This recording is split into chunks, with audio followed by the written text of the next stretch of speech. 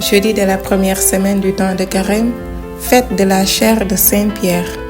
Et comme paradigme de réflexion, je vous propose la figure de la famille, se sentir en famille. Au cours de notre montée vers Pâques, nous sommes appelés à célébrer et à vivre des fêtes liturgiques comme celle proposée en ce jour, la fête de la chair de Saint-Pierre. C'est la fête de la communauté chrétienne, d'une famille qui se rassemble autour de son pasteur.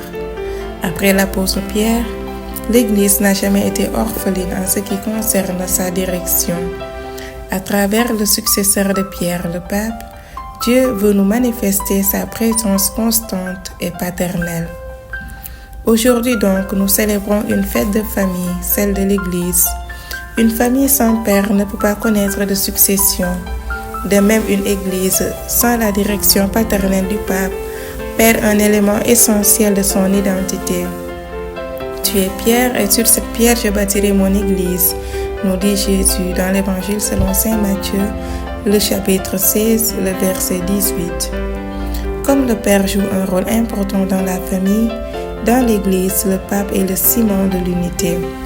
C'est dans cette perspective que nous pouvons comprendre l'invitation du pape François à vivre un synode sur la synodalité.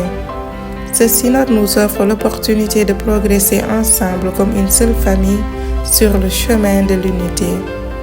Vivre le temps de la synodalité dans une période de désintégration sociale et relationnelle signifie redécouvrir la beauté et la nécessité de ressentir la famille, la joie de faire partie d'une grande communauté, l'enthousiasme de collaborer avec les autres pour le bien de chaque membre de l'Église et du monde.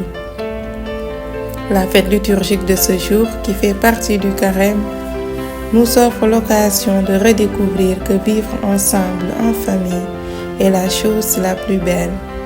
Il n'y a pas d'église sans Pierre, c'est-à-dire qu'il n'y a pas d'église sans le pasteur que le Seigneur lui offre. L'église ne peut pas subsister sans l'esprit de famille. Il n'y a pas d'église sans la joie de se sentir frères et sœurs.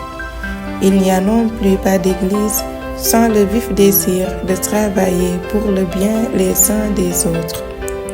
Demandons au Seigneur en ce jour la grâce d'être une pierre vivante de l'Église qui est son corps par la piété et le service.